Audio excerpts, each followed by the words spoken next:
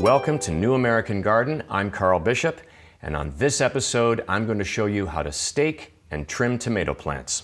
Tomato plants are the #1 plant in American gardens because they're fairly easy to grow, and who doesn't like a ripe tomato fresh from the garden? But tomatoes are kind of tricky to keep healthy, and it's important to properly stake them and trim them to maximize your harvest. Why should you stake your tomatoes? Once those tomato plants get to a certain size, and certainly once they start producing fruit, tomatoes are filled with water and they're super heavy, and those tomato stalks are just not strong enough to support them. That's why you need to stake them. Why should you trim your tomatoes? It's important because you want to direct the plant's energy into creating a strong main trunk and making tomatoes, not more stems and leaves. Time to talk tools. When you're staking a tomato plant, you'll of course need a stake.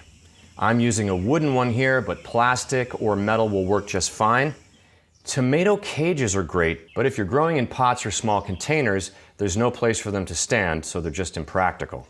You're also going to need twine, or use zip ties if you have them. Those can be real convenient. Next, you'll need a pair of scissors, and you'll need a hammer or a mallet to pound the stake in. I like to stake the tomato plant once it gets to be about 18 inches tall. At this point, it's creating enough growth where it could topple over in a strong wind. Here's how to do it.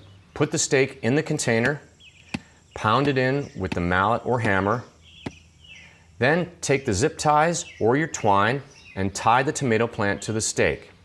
I put one zip tie or one piece of twine about halfway up the plant, and then another one toward the top. Now, a good tip about where to put the stake in the container is on the side of the container that faces the prevailing wind. That way, your stake is going to hold that plant upright when the wind blows against it. Otherwise, it's just not going to be effective. That should stabilize it for now, but once it starts sprouting tomatoes, you may want to add more string, more zip ties, or possibly another stake. Here's how to trim your tomato plant. This tomato plant sustained some damage in a windstorm, so I've lost these two other side stems. I'm going to have to trim those right off. Next, make sure to remove any suckers that you find in the axil between the main stem and the leaves.